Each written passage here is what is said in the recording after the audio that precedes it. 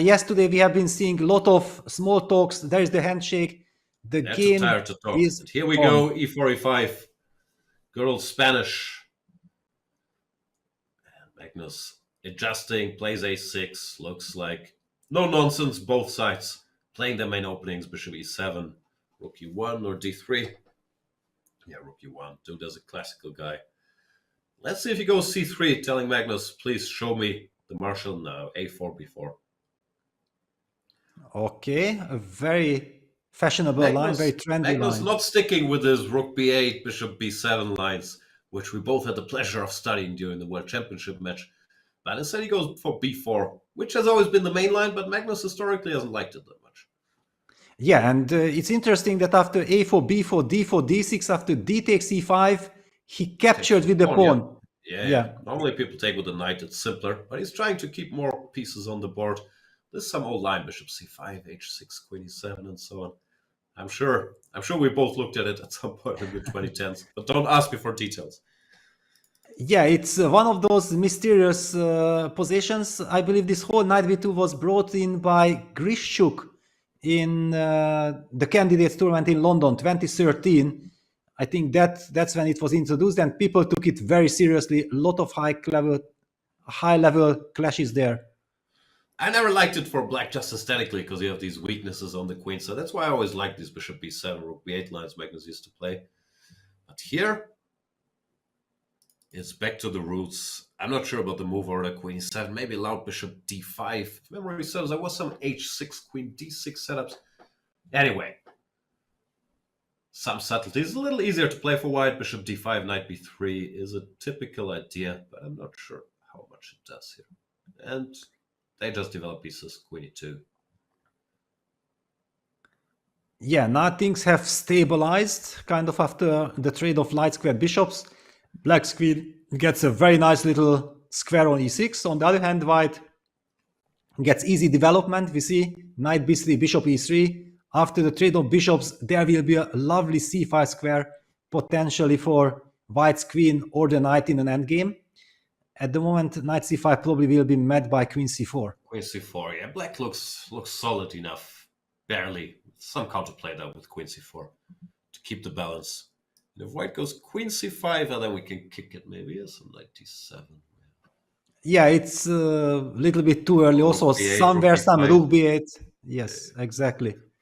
The typical way in this type of structures. If black gets the rook to b5, this will beautifully guard the c5 pawn and target the a5 weakness. But then Typical black idea. is fine, yeah. If you go rook d1 and go queen c4, I don't see anything special for white. Yeah, no, it's actually maybe slightly more preferable to play with black, because with black you don't play for an advantage. You just play natural moves, and if with natural moves you can hope for something, that's an ideal scenario. And yeah, he goes queen e2. I like that move, stopping queen c4 and hinting at knight c5. And also stopping rook b8, rook b5. Yes. Very nice move by Duda. Rook db8, but that's not the dream, of course, giving up the open file. No, Magnus goes knight h5. He's so in tune with the details of the position. Yeah, queen e2, nice move, but it allows knight h5, knight f4. White can't go g3 right now. And knight c5, Zwischenzug. Wow. What's the English term? Intermezzo? Knight to f4. Yeah, knight f4, intermezzo. Yeah, now knight takes e6, knight e2 is so tricky. It looks like black has a damaged pawn structure, but the a5 pawn will be weak. Black will follow it up with rook b8, rook b5.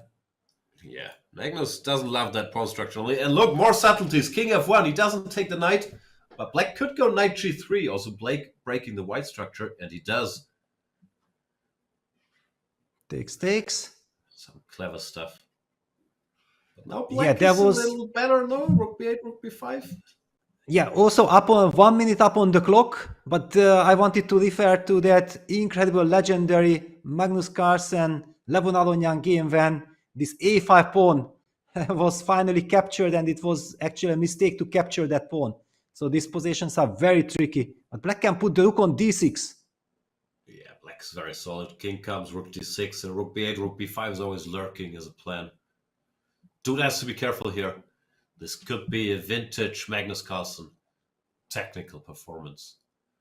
I don't know if you saw that game in the rapid where he played against Brajabov and looked like he was slightly worse all the time, just quietly exchanging the pieces, and then he just won easily. I don't know how he does it in these positions. That was the only game that I missed from Magnus, to be honest. Fair enough.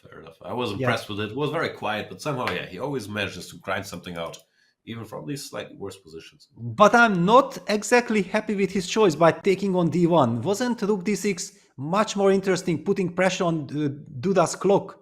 And things are a bit easier, and Duda creates counterplay. He just wants that a5 pawn, but Duda goes for g4, g5, yeah? And also if rook b5... Oh no, I was going to say rook a1, but actually it doesn't save the pawn.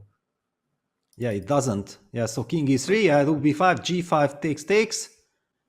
b3, interesting choice. Wow, so he's implying that against c3 wants to take with the knight and threaten knight c4 check going after the b2 pawn.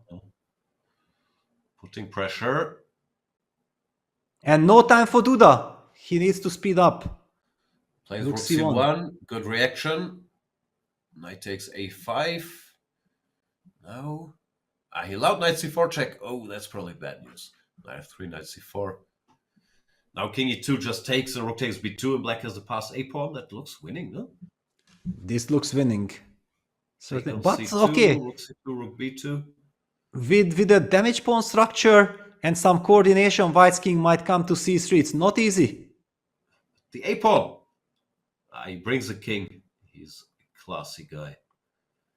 Yeah, king d6, strong move. No, he's gonna win. Yeah, White's knight is moving too far away, down to 4 seconds. Duda shaking his head. Not happy with how this has gone. No, not at all. Certainly not. Did Magnus go back with the king? Looked like Magnus went back. Didn't want king c5, some, I don't know, 95, 98 or 95 adventures. Okay, but then Duda is maybe back because he gets counterplay. That was strange by Magnus pushing the a pawn.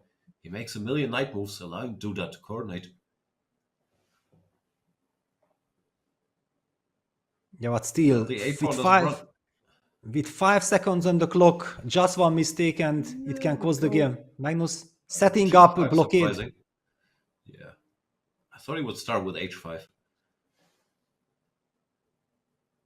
But how does Magnus make progress?